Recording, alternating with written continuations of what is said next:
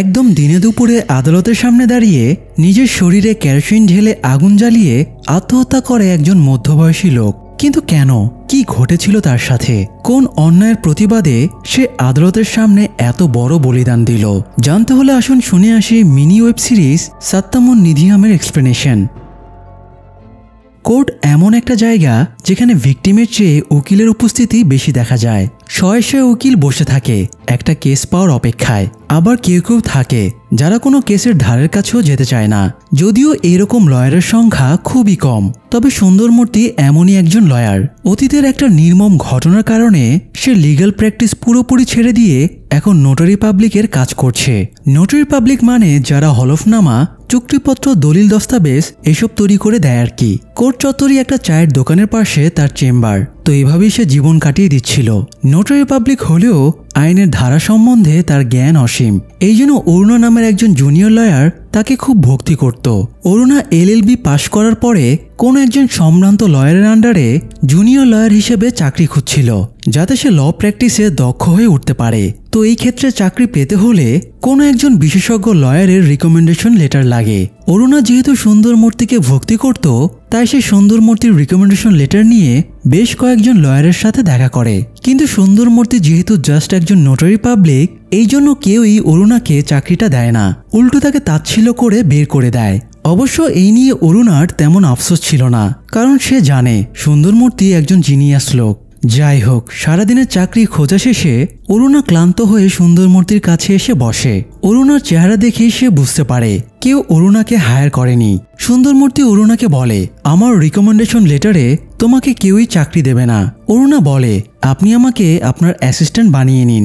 সুন্দরমূর্তি বলে, আমার কাজ হলো দলিলপত্র লেখালেখি। আমার অ্যাসিস্ট্যান্ট হলে তোমার কাজ হবে বড় জোর কাগজপত্র এগিয়ে দেওয়া। এমনকি আমি তোমাকে বেতন পর্যন্ত দিতে পারবো না। এতে তোমার ক্যারিয়ার আরো নষ্ট হয়ে যাবে। তারা কথা বলছিল, এমন সময় সামনে দুজন অ্যাক্টিভ লয়ার জমি জমা সংক্রান্ত একটা কেসের ব্যাপারে আলোচনা করছিল। তারা যে আইনের ধারার কথা বলছিল সেটা অলরেডি এক্সপায়ার্ড হয়ে গেছে, তাই সুন্দরমূর্তি তাদের নতুন ধারার ব্যাপারে সুন্দরভাবে বুঝিয়ে দেয়। এতে অরুণা বিস্মিত হয়ে যায় এবং সুন্দরমূর্তিকে বলে, লিগ্যাল প্র্যাকটিস করলে আপনি এই কোর্টের নাম্বার 1 লয়ার হতেন। আপনি আবারও প্র্যাকটিস শুরু করুন, আমি আপনার জন্য ক্লায়েন্ট এনে দেব। সুন্দরমূর্তি উল্টো কথা ঘুরিয়ে বলে, এর চেয়ে বরং তুমি কোনো নামকরা লয়ারের আন্ডারে জুনিয়র লয়ার হিসেবে কাজ শুরু করো, আমি তোমার জন্য ক্লায়েন্ট এনে দেব। অরুণা বুঝতে পারে লোকটাকে বুঝিয়ে লাভ নেই, তাই হতাশ হয়ে সে একটা বেঞ্চে বসে পড়ে। তার দুশ্চিন্তার কারণ হলো বাড়িতে মা আলটিমেটাম দিয়ে দিয়েছে, এই সময়ের ভেতরে যদি সে চাকরি জুটাতে না পারে তাহলে বিয়ে দিয়ে দেবে। এই জন্যই মূলত সে চাকরির জন্য হন্যে হয়ে ঘুরছে। এদিকে সুন্দরমূর্তি চেম্বারে বসেছিল। একজন লয়ার এসে তাকে গালাগালি শুরু করে, কারণ সে টাকা ধার নিয়ে আর ফেরত দিতে পারছে না। গালাগাল খাওয়ার পরে সুন্দরমূর্তি খেয়াল করে আশেপাশের লোকেরা তাকে অদ্ভুতভাবে দেখছে। লজ্জায় মাথা হেট করে সে বাড়ি ফেরে। বাড়িতে ফিরতে দেখে তার স্ত্রী তাকে না জানিয়েই মেয়ের বিয়ের জন্য পাত্র দেখছে, যেন এই বাড়িতে তার কোনো গুরুত্বই নেই। সোফায় বসে সে টেবিলে ছেলের অ্যাডমিশন ফর্মটা খেয়াল করে। তার ছেলের ছোটবেলা থেকেই লয়ার হবার স্বপ্ন ছিল, অথচ সে অ্যাডমিশনের জন্য অন্য কোর্সের ফর্ম তুলেছে। এটা দেখে সে ছেলেকে ডেকে একটু বকাঝকা করে, তবে ছেলেও তার মুখের ওপরে বলে দেয়, আমি তোমার মতো লুজার হতে চাই না। কোর্টে তো তুমি ঠিকভাবে কথাও বলতে পারো না, অথচ বাড়ি এসে হম্বিতম্বি শুরু করো। তোমাকে যেদিন আমি কোর্টের সামনে টেবিল চেয়ারে অসহায়ভাবে বসে থাকতে দেখেছি, তখনই আমার লয়ার হবার স্বপ্ন চলে গেছে। ছেলের কথা শুনে সুন্দরমূর্তির মনটা আরো আপসেট হয়ে যায়। কোনো প্রতিউত্তর না দিয়ে সে মাথা নিচু করে বসে থাকে। ছাদে উঠে সে নিঃশব্দে কান্নাকাটিও করে। রাতেও তার ঘুম হয় না। সে সিদ্ধান্ত নেয় এবার সে নিজের নামের পাশে থাকা লুজারের অপবাদটা সরাবে। এই জন্য সে একটা কেস হাতে নেওয়ার সিদ্ধান্ত নেয়। এই কেসটা কিছুদিন আগে ঘটা একটা দুর্ঘটনার। কোর্ট চত্বরে কুপ্পুস্বামী নামের একজন মধ্যবয়সী লোক শরীরে কেরোসিন ঢেলে আগুন জ্বালিয়ে আত্মহত্যা করেছিল। সে কুপ্পুস্বামীকে তার প্রাপ্য অধিকার পাইয়ে দিতে চায়। এই জন্য সে PIL বা পাবলিক ইন্টারেস্ট লিটিগেশন ফাইল করে। PIL ব্যাপারটা একটু বুঝিয়ে বলি। PIL হলো এমন একটি আইন পদ্ধতি যার মাধ্যমে কোনো ব্যক্তি বা সংগঠন জনস্বার্থে আদালতে মামলা দায়ের করতে পারে। যেমন ধরেন একটা এলাকায় কারখানা আছে, সেটা দূষিত পদার্থে পরিবেশ দূষিত হচ্ছে। এই ক্ষেত্রে আপনি সেই এলাকার বাসিন্দা না হয়েও জনস্বার্থে PIL এর আন্ডারে মামলা করতে পারবেন। যাই হোক, সুন্দরমূর্তি কুপ্পুস্বামীর জন্য PIL ফাইল করে। এবং অরুণাকে এই কেসে নিজের অ্যাসিস্ট্যান্ট বানিয়ে নেয়। অবশ্য কুপ্পুস্বামীর কেসে সুন্দরমূর্তির ব্যক্তিগত অপরাধবোধও আছে, কারণ কিছুদিন আগে কুপ্পুস্বামী একটা পিটিশন ফাইল করার জন্য নোটারি লিখতে সুন্দরমূর্তির কাছে এসেছিল। সুন্দরমূর্তি তার পাশের চেম্বারে থাকা সুব্রামানিকে কুপ্পুস্বামী নোটারিটা লিখে দিতে বলে। কুপ্পুস্বামী যখন নিজের সমস্যার কথা সুব্রামানিকে বলছিল, কথাগুলো সুন্দরমূর্তিও শুনতে পায়। কুপ্পুস্বামীর সমস্যা হলো তার মেয়ে ভ্যানিলার বয়স 27 বছর। সে একটা প্রাইভেট কোম্পানিতে চাকরি করত। সে কোম্পানির গাড়ি তাকে মেইন রোডে নামিয়ে দিত। এক সপ্তাহ আগে ভ্যানিলাকে মেইন রোড থেকে 3-4 জন বখাটে তুলে নিয়ে যায়। মেয়েকে উদ্ধারের জন্য সে থানায় গিয়ে অভিযোগ করেছিল, কিন্তু পুলিশ তার কেস নেয়নি। এই জন্য সে কোর্টে কেস করতে এসেছে যাতে তার মেয়ে উদ্ধার পায়। তো এই ঘটনার পরেই মূলত কুপ্পুস্বামী সুইসাইড করেছিল। সুন্দরমূর্তি জানতে চাইছিল কুপ্পুস্বামীর সুইসাইডের পেছনে আসল কারণ কি। পাশাপাশি সে কুপ্পুস্বামীর মেয়ে ভ্যানিলাকেও উদ্ধারের চেষ্টা করছিল।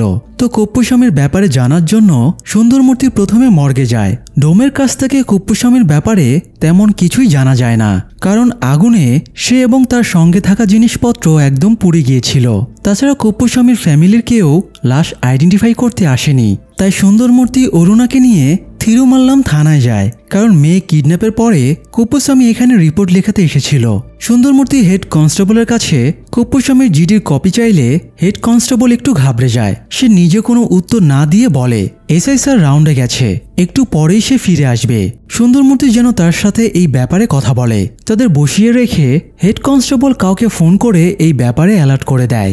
এরপরে ফিরে এসে বলে এসআইয়ের ফিরতে লেট হবে, তাই তারা যেন আজ চলে যায়। তবে অরুণা জেদ ধরে বলে যতই লেট হোক তারা অপেক্ষা করবে এবং এসআইয়ের সাথে দেখা করে তবেই যাবে। তো অনেকক্ষণ অপেক্ষার পরে তারা বাইরে এসে চা খাচ্ছিল। এই সময় এসআই ফিরে আসে। তারা এসআইকে কুপ্পুস্বামীর কেসের ব্যাপারে জিজ্ঞেস করলে সে প্রথমে এমন ভান ধরে যেন এই প্রথম সে কুপ্পুস্বামীর নামটা শুনছে। সুন্দরমূর্তি যখন চাপ দিয়ে বলে কুপ্পুস্বামী এখানে মেয়ে কিডন্যাপের রিপোর্ট লেখাতে এসেছিল, তখন এসআই জিজ্ঞেস করে আপনার কাছে কি প্রমাণ আছে যে কুপ্পুস্বামী থানায় এসেছিল? সুন্দরমূর্তি হেসে বলে কোনো প্রমাণ নেই, কারণ আপনি ওর কেসটা রেজিস্টারই করেননি, আর এই জন্যই সে কোর্টে শরণাপন্ন হয়েছিল। আর আমি নিজেই ওর মুখ থেকে আপনাদের কীর্তির কথা শুনেছি। তাছাড়া থানার সামনের দোকানে সিসি ক্যামেরা আছে, সেটার ফুটেজ চেক করলেও প্রমাণ হয়ে যাবে কুপ্পুস্বামী থানায় এসেছিল।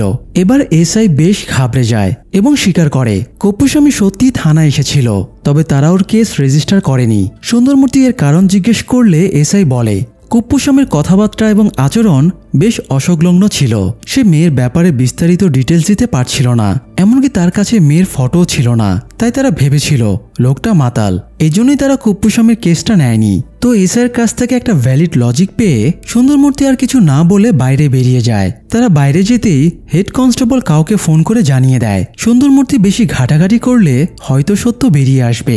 এদিকে সুন্দরমূর্তি বাড়িতে ফিরে আসে এবং অরুণাকে সিসিটিভি ফুটেজ থেকে কুপ্পুস্বামীর ফটো কালেক্ট করতে বলে, যাতে ফটোর মাধ্যমে তার খোঁজ খবর নেওয়া যায়। এ সময় সুন্দরমূর্তির খেয়াল হয় কুপ্পুস্বামী যেহেতু সুব্রামানির কাছে নোটারি লিখিয়েছিল, তাহলে নোটারিতে নিশ্চয়ই কুপ্পুস্বামীর অ্যাড্রেস থাকবে।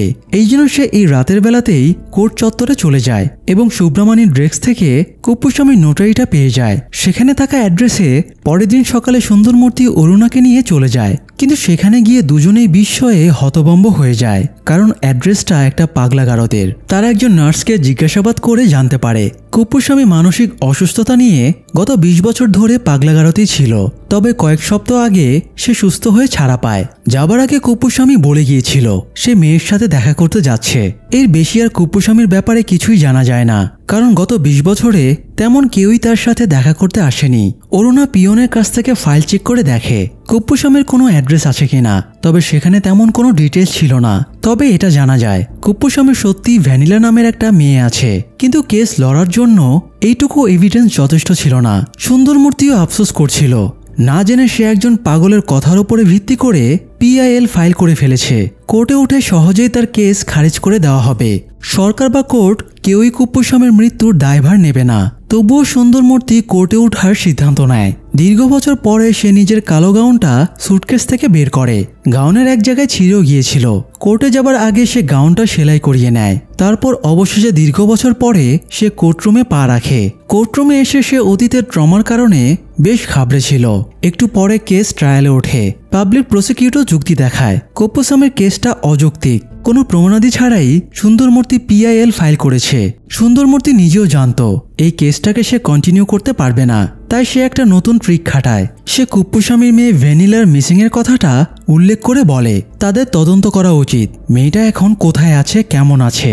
আর এই জন্য সে জাজদের কাছে হ্যাবিয়াস কর্পাস আইনে মামলা করার অনুমতি চায়। হ্যাবিয়াস কর্পাস আইন হলো যদি কাউকে গুম করা হয়, অবৈধভাবে গ্রেপ্তার করা হয়, তাহলে তাকে কোর্টে উপস্থিত করে তার নিরাপত্তা নিশ্চিত করাই আইনের এই ধারার কাজ। তো কোর্ট এটাকে যৌক্তিক উপলব্ধি করে হ্যাবিয়াস কর্পাস কেস ফাইল করার অনুমতি দেয়। এখন সুন্দরমূর্তি আইনের মাধ্যমে ভ্যানিলাকে উদ্ধার করতে পারবে, আবার কুপ্পুস্বামীরও মৃত্যুর কারণ উদ্ধার করতে পারবে। সুন্দরমূর্তি PIL কেস উইথড্র করে হ্যাবিয়াস কর্পাস কেস ফাইল করে বেরিয়ে আসে।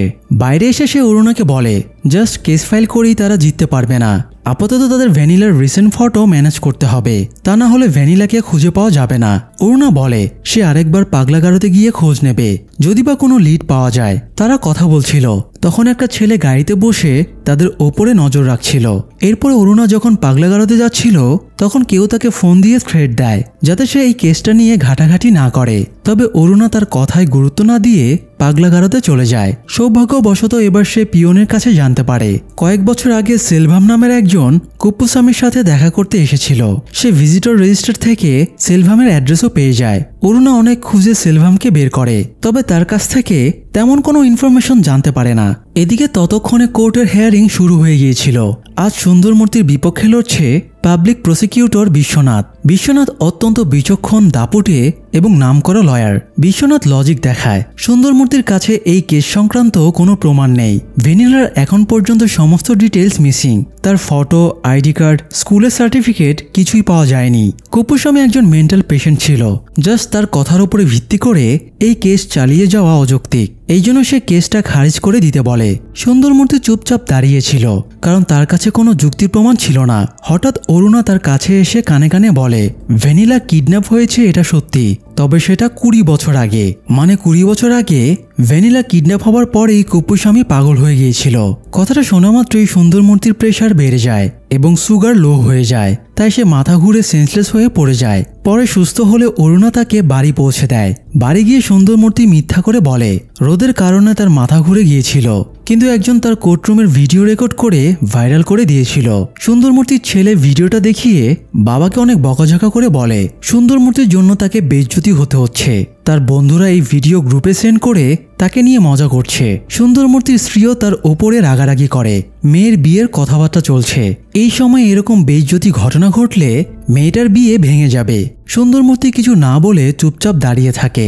পরের দিন অরুণা সুন্দরমূর্তির চেম্বারে বসেছিল। তখন তার খেয়াল হয় কুপ্পুস্বামীর মেয়ে যদি 20 বছর আগে নিখোঁজ হয়ে থাকে তাহলে নিশ্চয়ই সেটার মিসিং রিপোর্ট থাকবে। সেই মিসিং রিপোর্টটা যদি পাওয়া যায় তাহলে হয়তো সেখান থেকে কুপ্পুস্বামীর ফ্যামিলির ব্যাপারে লিড পাওয়া যাবে। এই জন্য অরুণা থানার আর্কাইভে গিয়ে ভ্যানিলার 20 বছর আগে মিসিং হওয়া কেসের রিপোর্ট চায়। কিছুক্ষণ পরে কনস্টেবল মিসিং রিপোর্টটা খুঁজে এনে দেয়। কিন্তু আশ্চর্যের ব্যাপার হলো ভ্যানিলা 2002 সালে নিখোঁজ হয়েছিল, কিন্তু 5 বছর পর মানে 2007 সালে ভ্যানিলাকে আবার উদ্ধার করে তার মায়ের হাতে তুলে দেওয়া হয়। অর্থাৎ এটা তো একটা সলভ কেস। তাদের ধারণা ছিল ভ্যানিলাকে এখনো খুঁজে পাওয়া যায়নি, এই জন্য কুপ্পুস্বামী ছুটে বেড়াচ্ছিল। কিন্তু রেকর্ড তো ভিন্ন কথা বলছে। তো কোর্টে এসে অরুণা সুন্দরমূর্তির সাথে এই ব্যাপারে আলোচনা করে। সুন্দরমূর্তির কাছেও মনে হচ্ছিল এটা একদমই অযৌক্তিক কেস। পাবলিক প্রসিকিউটর যদি এই এফআইআর কপিটা কোর্টে সাবমিট করে তাহলে তার মান সম্মান যেটুকু আছে সেটুকুও শেষ হয়ে যাবে। তাই সে আজ কেসটা উইথড্র করে নেবার সিদ্ধান্ত নেয়। তারা কোর্টরুমে ঢুকছিল, তখন কোর্ট চত্বরে সে ছেলেটাও উপস্থিত ছিল। গতদিনে যে তাদের ওপরে নজর রাখছিল। আজকে ছেলেটা হেড কনস্টেবলকে টাকার একটা প্যাকেট দেয়। টাকাগুলো সে কেন দিল তা একটু পরেই ক্লিয়ার হয়ে যাবে। যাই হোক, সুন্দরমূর্তি কেস উইথড্রয়ের জন্য জাজের চেম্বারে গিয়ে দেখে জাজ অলরেডি কোর্টে চলে গেছে। তার মানে সুন্দরমূর্তি না চাইলেও আজকে তার কোর্টের হিয়ারিংয়ে উপস্থিত থাকা লাগবে। সুন্দরমূর্তি ধরেই নেয় আজ কোর্টে তাকে আরও বেশি বেইজ্জতি হতে হবে। তো কোর্টে তার জন্য একটা বড় চমক অপেক্ষা করছিল। আজ বিশ্বনাথ সাক্ষী হিসেবে স্বয়ং ভ্যানিলাকে উপস্থিত করেছে। ভ্যানিলা সাক্ষ্য দেয় সে যখন ছোট তখন থেকেই তার বাবা মানসিকভাবে অসুস্থ, এই জন্যই তাকে পাগলাগারোতে পাঠানো হয়। এর 1 বছর পরে তার মাও মারা যায়। তারপরে দীর্ঘদিন কেটে যায়। বাবার সাথে তার আর যোগাযোগ ছিল না। তাই তার বাবা কবে পাগলাগারদ থেকে ছাড়া পেয়েছে সে জানতো না। রিসেন্টলি পুলিশের কাছে সে জানতে পেরেছে তার বাবা সুইসাইড করেছে। মেয়েটার কথা শুনে সুন্দরমূর্তি আর অরুণা বুঝতে পারে এই মেয়েটা ভ্যানিলা না, এটা কোনো মিথ্যা সাক্ষী। সুন্দরমূর্তি যখন দাবি করে মেয়েটা মিথ্যা সাক্ষী দিচ্ছে তখন জাজ তার কাছে এই ব্যাপারে প্রমাণ চায়। তাই সুন্দরমূর্তি ভ্যানিলার মিসিং কেসের রিপোর্টটা কোর্টে প্রেজেন্ট করে বলে আসলে ভ্যানিলাকে মিসিং এর 5 বছর পরে উদ্ধার করে তার মা ভাল্লির হাতে তুলে দেওয়া হয়। তাছাড়া কুপ্পুস্বামী পাগল হয়ে গিয়েছিল তার মেয়ের মিসিং এর পরে, অথচ এই মেয়েটা দাবি করছে তার ছোটবেলাতেই কুপ্পুস্বামী পাগল হয়ে গিয়েছিল। শুধু তাই না, সে এটাও দাবি করছে তার মাও নাকি মারা গেছে। যদি তাই হয় তাহলে পুলিশ ভ্যানিলাকে উদ্ধার করে কার হাতে দিল? জাজ মেয়েটাকে একটা ধমক দিলে সেও ভয়ে স্বীকার করে নেয় সে ভ্যানিলা না। সুন্দরমূর্তির প্রমাণ দেওয়ায় এবার বিশ্বনাথও থতমত খেয়ে যায়। আসলে ওভার কনফিডেন্সের কারণে সে ভ্যানিলার মিসিং রিপোর্টটা নিয়ে তদন্ত করে দেখেনি। বিশ্বনাথ সব দোষ পুলিশের ওপরে চাপিয়ে দেয়। জাজ পুলিশকে বকাঝকা করে লাস্ট ওয়ার্নিং দেয় আসলে একটু আগে যে বাইরের ছেলেটা হেড কনস্টেবলকে ঘুষ দিয়েছিল সেটা মূলত ওই মিথ্যা সাক্ষীর জন্যই। তো জাজ কেসটা কন্টিনিউ রাখার ঘোষণা দিলে সুন্দরমূর্তি আর অরুণা হাসতে হাসতে বেরিয়ে যায়। সুন্দরমূর্তি যে এভিডেন্সের জন্য মান ইজ্জত চলে যাবার ভয় করছিল সে এভিডেন্সই আবার তার মান বাঁচিয়ে দেয়। যাই হোক, সুন্দরমূর্তি এবং অরুণা ভেবে এসেছিল এটা সাধারণ কেস, কিন্তু কেসটা ধামাচাপা দিতে যেহেতু মিথ্যা সাক্ষীর ব্যবস্থা করা হয়েছে এতে তারা বুঝে যায় এই কেসের সাথে আরো বড় কোনো রহস্য জড়িয়ে আছে। তারা কথা বলছিল এই সময় সুন্দরমূর্তির কাছে থ্রেট দেওয়া ফোন আসে এবং কেসটা উইথড্র করে নিতে বলে। তবে সুন্দরমূর্তি বা অরুণা কেউই এই ব্যাপারে গুরুত্ব দেয় না। এদিকে হেড কনস্টেবল সিলভানের সাথে দেখা করে। ইন্টারেস্টিং ব্যাপার হলো কুপ্পুস্বামী পাগল হয়ে যাবার পরে তার স্ত্রী ভাল্লি সিলভানকে বিয়ে করেছিল, এখনো তারা একসাথে সংসার করছে। তো হেড কনস্টেবল তাদের থ্রেট দিয়ে বলে তারা যেন কুপ্পুস্বামীর ব্যাপারে কোনো কথা না বলে, পাশাপাশি তাদেরকে কিছুদিনের জন্য অন্য কোথাও চলে যেতে বলা হয়। সিলভানও হেড কনস্টেবলের কথা মেনে নেয় এবং ভাল্লিকে বলে তাদের এই কেসে ইনভলভ না হওয়াটাই বেটার। তবে ভাল্লি তার কথা না শুনে সোজা কোর্টে এসে সুন্দরমূর্তির সাথে দেখা করে। ভাল্লি জানায় 3 বছর বয়সে ভ্যানিলা কুপ্পুস্বামীর সাথে মেলায় গিয়ে হারিয়ে যায়। মেয়েকে হারানোর অনুশোচনায় কুপ্পুস্বামী পাগল হয়ে যায়। এই জন্য ভাল্লি আবারও বিয়ে করে। নতুন সংসারে তার 2টো সন্তান হয়। এরই মধ্যে পুলিশ জানায় তারা ভ্যানিলাকে খুঁজে পেয়েছে। ভাল্লি নতুন সংসারে ভ্যানিলাকে রাখতে পারছিল না, এই জন্য সে ভ্যানিলাকে একটা অনাথ আশ্রমে পাঠিয়ে দেয় আর কুপ্পুস্বামীর সাথে সমস্ত যোগাযোগ বন্ধ করে দেয়। তবে মাস 2 আগে পাগলাগারদ থেকে ছাড়া পেয়ে কুপ্পুস্বামী ভাল্লির বাড়িতে গিয়ে দেখা করে। ভাল্লি কুপ্পুস্বামীকে দেখে খুব বিচলিত হয়ে পড়ে। ভাল্লির স্বামী তাকে দেখলে রেগে যাবে, এই জন্য ভাল্লি কুপ্পুস্বামীকে তাড়িয়ে দেবার চেষ্টা করে। তবে কুপ্পুস্বামী বারবার বলতে থাকে সে ভ্যানিলাকে একবার দেখতে চায়। ভাল্লি তাকে মিথ্যা করে বলে ভ্যানিলা হারিয়ে যাবার পরে তাকে আর খুঁজে পাওয়া যায়নি, কিন্তু কুপ্পুস্বামী অলরেডি জেনে গিয়েছিল ভ্যানিলাকে উদ্ধার করা হয়েছিল। তাই ভাল্লি তাকে সত্যিটা জানিয়ে অনাথ আশ্রমের ঠিকানা দিয়ে দেয়। ভাল্লি ভ্যানিলাকে অনাথ আশ্রমে পাঠানোর পরে তার আর খোঁজ খবর রাখেনি, এই জন্য আজ তার অনুশোচনা হচ্ছিল। তাই সে সুন্দরমূর্তিকে সে কথাগুলো জানিয়ে দেয়। ভাল্লির কাছ থেকে অনাথ আশ্রমের ঠিকানাটা নিয়ে সুন্দরমূর্তি এবং অরুণা সেখানে চলে যায়। সেখানে গিয়ে জানতে পারে ভ্যানিলা অনাথ আশ্রমে আসার বছরখানেক পরে একটা ফ্যামিলি তাকে দত্তক নিয়েছিল। তারা এটাও জানতে পারে কুপ্পুস্বামী ভ্যানিলার খোঁজ নিতে এখানেও এসেছিল। তো তারা ভ্যানিলাকে দত্তক নেওয়া ফ্যামিলির অ্যাড্রেস নিয়ে সেখানে চলে যায়। অদ্ভুত ব্যাপার হলো ভ্যানিলাকে খুঁজতে কুপ্পুস্বামী নাকি এখানেও চলে এসেছিল, তবে দুঃখজনকভাবে ভ্যানিলা এখানে ছিল না। তো সুন্দরমূর্তি এবং অরুণা ভ্যানিলার পালিত বাবার কাছে বিস্তারিত জানতে চায়। লোকটা জানায় তাদের 10 বছরের দাম্পত্য জীবনে সন্তান ছিল না, তাই তারা ভ্যানিলাকে দত্তক নিয়ে আসে। তারা খুব আদর যত্নে ভ্যানিলাকে মানুষ করেছিল, কিন্তু কলেজে পড়ার সময়ে সে একটা গ্যারেজ মেকানিকের সাথে পালিয়ে যায়। এর কিছুদিন পরে সে জানতে পারে ভ্যানিলা এখন পতিতাবৃত্তি করছে।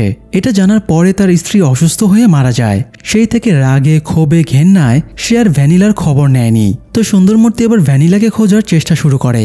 ভ্যানিলাকে খুঁজতে প্রথমে সে মেইন রোডে কাস্টমারের জন্য দাঁড়িয়ে থাকা পতিতাদের কাছে যায়। তাদের কাছ থেকে সে একটা পতিতালয়ের অ্যাড্রেস পেয়ে সেখানেও চলে যায়। হেড কনস্টেবল এতক্ষণ সুন্দরমূর্তিকে ফলো করছিল।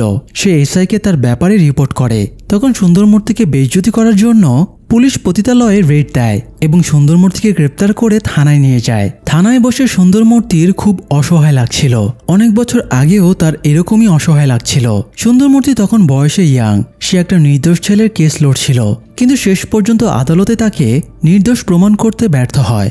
রায় দেওয়া শেষে ছেলেটাকে যখন আদালত থেকে নিয়ে যাওয়া হচ্ছিল তখন ছেলেটা আচমকা উপরতলা থেকে ঝাঁপ দিয়ে আত্মহত্যা করে। মূলত এই ঘটনার পর থেকেই সুন্দরমূর্তির লিগ্যাল প্র্যাকটিস বন্ধ করে দিয়েছিল। যাই হোক, খবর পেয়ে থানায় সুন্দরমূর্তির ফ্যামিলিও চলে এসেছিল। অরুণাও ততক্ষণে চলে আসে এবং এসআইয়ের সাথে অনেক তর্কাতর্কির পরে সুন্দরমূর্তিকে ছাড়িয়ে বাইরে নিয়ে আসে। বাইরে এসে সুন্দরমূর্তির একজন দালালের দিকে নজর যায়, যে একজন পতিতাকে ছাড়িয়ে নিতে এসেছিল। সুন্দরমূর্তি ধারণা করে এই দালালটার মাধ্যমে হয়তো ভ্যানিলার খোঁজ পাওয়া যেতে পারে। এই জন্য সে আর অরুণা দালালটাকে ফলো করতে শুরু করে। এদিকে বিশ্বনাথের সাথে কাউন্সিলর দেখা করে। সে বিশ্বনাথকে বকাঝকা করে বলে সুন্দরমূর্তি ভ্যানিলার কাছে প্রায় পৌঁছে গিয়েছিল, এভাবে চলতে থাকলে তাদের রহস্য ফাঁস হয়ে যাবে। এই জন্য সে বিশ্বনাথকে দ্রুত কেসটা ক্লোজ করতে বলে। অন্যদিকে ছেলেটা একটা জায়গায় গিয়ে থামে। তখন সুন্দরমূর্তি এবং অরুণা তার কাছে গিয়ে ভ্যানিলার কথা জিজ্ঞেস করে, তবে ছেলেটা ভ্যানিলার কথা অস্বীকার করে বলে সে ভ্যানিলাকে চেনে না। তার এক্সপ্রেশন দেখে সুন্দরমূর্তি বুঝতে পারে সে মিথ্যা বলছে। এই জন্য সে ছেলেটার কলার চেপে ধরে। এই সময় একটা মেয়ে এসে ছেলেটাকে প্রোটেক্ট করে এবং বলে আমার নামই ভ্যানিলা। কথাটা শুনে তারা দুজনেই চমকে ওঠে। অরুণা তাকে কুপ্পুস্বামীর ফটো দেখিয়ে জিজ্ঞেস করে এই লোকটাকে সে চেনে কিনা। ভ্যানিলা বলে লোকটাকে তার চেনা চেনা লাগছে, সেই লোকটাকে কোথাও দেখেছে। তখন তারা ভ্যানিলাকে বলে এটা তোমার বাবা, সে অভিযোগ করছিল তোমাকে নাকি কারা তুলে নিয়ে গেছে। সে থানা, পুলিশ, কোর্ট সব জায়গায় তোমাকে উদ্ধারের জন্য ছুটে বেরিয়েছে। শেষে কোথাও সাহায্য না পেয়ে কোর্ট চত্বরে সুইসাইড করে মরে গেছে। কথাটা শুনে ভ্যানিলা কাঁদতে শুরু করে। কিছুক্ষণ পরে স্বাভাবিক হয়ে সে জানায় তারা খদ্দেরের জন্য রোজ রাতে মেইন রোডে দাঁড়িয়ে থাকতো। তো একদিন কুপ্পুস্বামী তার কাছে আসে, কিন্তু কুপ্পুস্বামী কিছু বলতে পারছিল না। এভাবে পরবর্তী কয়েকদিন কুপ্পুস্বামী তার আশেপাশে ঘোরাঘুরি করে, কিন্তু কথা বলার সাহস পায় না। অবশেষে একদিন কুপ্পুস্বামী ভ্যানিলার সামনে এসে কথা বলার চেষ্টা করে। ভ্যানিলা তাকে আর 5টা কাস্টমারের মতোই মনে করছিল। তাই কুপ্পুস্বামী কিছু বলার আগেই ভ্যানিলা তাকে নিজের এক রাতের রেট জানিয়ে দেয়। কথাটা শুনে কুপ্পুস্বামী নির্বাক হয়ে যায়। সে আর মেয়ের সামনে নিজের পরিচয় দেওয়ার সাহস পায় না। সে অসহায় হয়ে রাস্তার পাশে বসে কাঁদতে শুরু করে। এ সময় সেখানে কাউন্সিলরের ছেলে এবং তার বন্ধুরা আসে। ভ্যানিলা জানতো এরা মেয়েদের খুব টর্চার করে, এই জন্য সে ওদের ইগনোর করে। এতে ওরা জোর করে ভ্যানিলাকে গাড়িতে তুলে নিয়ে যায়। কুপ্পুস্বামী মেয়েকে বাঁচাতে গাড়ির পেছনে দৌড়াতে শুরু করে। এরপরে মূলত সে থানায় রিপোর্ট লেখাতে চায়, কিন্তু পুলিশ কাউন্সিলরের কাছে টাকা খেয়ে বসেছিল। তাই কুপ্পুস্বামীর কেসটা না নিয়ে তাকে থানায় থেকে বের করে দেয়। তারপর সে কোর্টে যায়। কোর্টে গিয়েও সাহায্য না পেয়ে আত্মহত্যা করে। তো এটাই ছিল মূলত কুপ্পুস্বামীর সুইসাইড করার রহস্য। ভ্যানিলাকে তুলে নিয়ে যাবার পরে শয়তানগুলো তাকে 2 দিন ধরে গ্যাং রেপ করে, এরপর রাস্তায় ফেলে রেখে যায়। শেষে ভারাদা নামের এই দালালটাই ভ্যানিলাকে রাস্তা থেকে উদ্ধার করে বাড়িতে নিয়ে আসে এবং তাকে সুস্থ করে তোলে। যাই হোক, অরুণা ভ্যানিলাকে কোর্টে এসে স্বীকারোক্তি দিতে বলছিল, যাতে তারা কাউন্সিলরের ছেলে এবং তার বন্ধুদের শাস্তি দিতে পারে। তবে ভারাদা বাস্তবতা বুঝত, এই জন্য সে বলে আমাদেরকে আমাদের মতোই ছেড়ে দিন। ওই পাওয়ারফুল লোকগুলোর সাথে লড়াই করে আমরা পারবো না, তাই আমরা এই ঝামেলাতেও জড়াবো না। অরুণা তাদের অনেক কিছু বলতে চাইছিল, তবে সুন্দরমূর্তি তাকে নিয়ে সেখান থেকে চলে আসে। যাই হোক, পরের দিন তাদের কোর্টে হিয়ারিং ছিল, তাই তারা ট্রায়ালের জন্য যায়। বিশ্বনাথ পুরনো কেসের জের ধরে লজিক দেখায়। 2002 সালে ভ্যানিলা হারিয়ে যায়। 2007 সালে পুলিশ তাকে উদ্ধার করে মায়ের কাছে ফিরিয়ে দেয়। তবে কুপ্পুস্বামী যেহেতু মেয়ের উদ্ধারের কথা জানতো না, তাই পাগলাগারদ থেকে ছাড়া পেয়ে কুপ্পুস্বামীর পুরনো স্মৃতি জেগে ওঠে আর মেয়ে হারিয়ে গেছে বলে ছোটাছুটি করতে শুরু করে। তাই কুপ্পুস্বামীর সুইসাইডের জন্য সে নিজেই দায়ী। সুন্দরমূর্তি কাউন্টার দিয়ে ভ্যানিলার ছোটবেলা কিভাবে কেটেছিল এবং বড় হয়ে কিভাবে পতিতাবৃত্তির পথ বেছে নিল সেই ইতিহাস জানায়। এরপর সে জানায় কুপ্পুস্বামী পাগলাগারদ থেকে ছাড়া পেয়ে মেয়েকে খুঁজতে শুরু করে। ভ্যানিলাকে খুঁজতে খুঁজতে সে রাস্তার মেয়েদের কাছে চলে যায়। তাদের মধ্যেই একজন ছিল ভ্যানিলা। কুপ্পুস্বামী চোখের সামনে থেকেই কয়েকজন ছেলে ভ্যানিলাকে তুলে নিয়ে যায়। এই জন্য কুপ্পুস্বামী ভ্যানিলার মিসিং কেস করার জন্য ছুটে বেড়াচ্ছিল। সুন্দরমূর্তির বক্তব্য শোনার পরে বিশ্বনাথ অবজেকশন জানায় এবং দাবি করে এসব মিথ্যা বানোয়াট গল্প। 2 লয়ার যখন কেস নিয়ে তর্কাতর্কি করছিল, তখন অরুণা খেয়াল করে ভ্যানিলা এসে স্বীকারোক্তি দেবার জন্য বসে আছে। সে কথাটা সুন্দরমূর্তিকে জানায় এবং তারা ভ্যানিলার সাক্ষ্য নিতে কোর্টের কাছে আবেদন জানায়। যদিও বিশ্বনাথ অবজেকশন জানিয়ে বলে বিনা নোটিশে হুট করে কাউকে সাক্ষী হিসেবে প্রেজেন্ট করার নিয়ম নেই। তখন অরুণা ঝাড়ি মেরে বলে আপনারা যদি বিনা নোটিশে মিথ্যা সাক্ষী হাজির করতে পারেন, তাহলে আমরা আসল সাক্ষীকে হাজির করলে সমস্যা কোথায়। জাজও অরুণার কথায় সায় দিয়ে ভ্যানিলাকে সাক্ষীর কাঠগড়ায় তোলার অনুমতি দেয়। ভ্যানিলা কাঠগড়ায় দাঁড়িয়ে স্বীকারোক্তি দেয় সে ওই রাতে কাস্টমারের জন্য দাঁড়িয়েছিল। তখন কাউন্সিলরের ছেলে হরি এবং তার বন্ধুরা ভ্যানিলাকে জোর করে তুলে নিয়ে যায়। এরপর তাকে 2 দিন ধরে পালাক্রমে ধর্ষণ করে রাস্তায় ফেলে দিয়ে যায়। ভ্যানিলার স্বীকারোক্তি শোনার পরে জাজ কাউন্সিলরের ছেলে হরি এবং তার বন্ধুদের বিরুদ্ধে লিগ্যাল অ্যাকশন নেওয়ার নির্দেশ দেয়। অপহরণ, নারী নির্যাতন, রেপ সহ কয়েকটা ধারায় তাদের ওপরে অভিযোগ আনা হয়। পাশাপাশি ওদের অপরাধকে ধামাচাপা দিতে যারা সাহায্য করেছিল তাদের বিরুদ্ধেও অ্যাকশন নেওয়ার নির্দেশ দেওয়া হয়। আর পুরো কেসটা কমপ্লিট করার জন্য 3 মাসের সময় দেওয়া হয়। আর অসহায় বাবা মেয়ের সুবিচার নিশ্চিত করায় কোর্ট সুন্দরমূর্তি এবং অরুণাকেও ধন্যবাদ জানায়। রায় দেওয়া শেষ হতেই সুন্দরমূর্তি বাইরে বেরিয়ে যায়, কারণ তার চোখ পানিতে ভরে উঠেছিল। সে শেষবার যখন কেস লড়েছিল সেবার লুজারের মতো কোর্টরুম থেকে বের হয়েছিল, তবে আজ সে বিজয়ীর বেশে মাথা উঁচু করে কোর্টরুম থেকে বের হয়। কোর্ট চত্বরে এসে সুন্দরমূর্তি আর অরুণা একটা বেঞ্চে বসে। তখন তারা খেয়াল করে ভ্যানিলা সেই জায়গাটাতে বসে কাঁদছে যেখানে দাঁড়িয়ে তার বাবা আত্মহত্যা করেছিল। হয়তো সেখানেই সে বাবার শেষ স্পর্শটা পাচ্ছিল। আড়াল থেকে ভ্যানিলার মাও তাকে দেখছিল। অনেক বছর পরে মেয়েকে দেখে তারও মনটা স্বতঃস্ফূর্ত হয়ে ওঠে। সেই সাথে ন্যায় বিচার প্রতিষ্ঠা করে কাহিনীটা এখানেই শেষ হয়ে যায়। দর্শক, কোনো মানুষকে তার ব্যক্তিত্ব এবং পেশা দিয়ে জাজ করা উচিত না। কোনো ঘটনার গভীরে গিয়ে তার সত্যটা না জানা পর্যন্ত ন্যায় বিচার প্রতিষ্ঠা করা সম্ভব না। মনে রাখতে হবে, মানুষের বিবেকের চেয়ে বড় কোনো আদালত নেই। আপনার আশেপাশে কুপুরস্বামীর মতো কোনো ভিকটিমকে দেখলে অবহেলা করবেন না, বরং তার সমস্যাটা বোঝার চেষ্টা করবেন। সামাজিক জীব হিসেবে একে অপরের খেয়াল রাখা আমাদের দায়িত্ব। আজ এ পর্যন্তই, দেখা হবে নতুন আয়োজনে। সবাই ভালো থাকুন। ধন্যবাদ।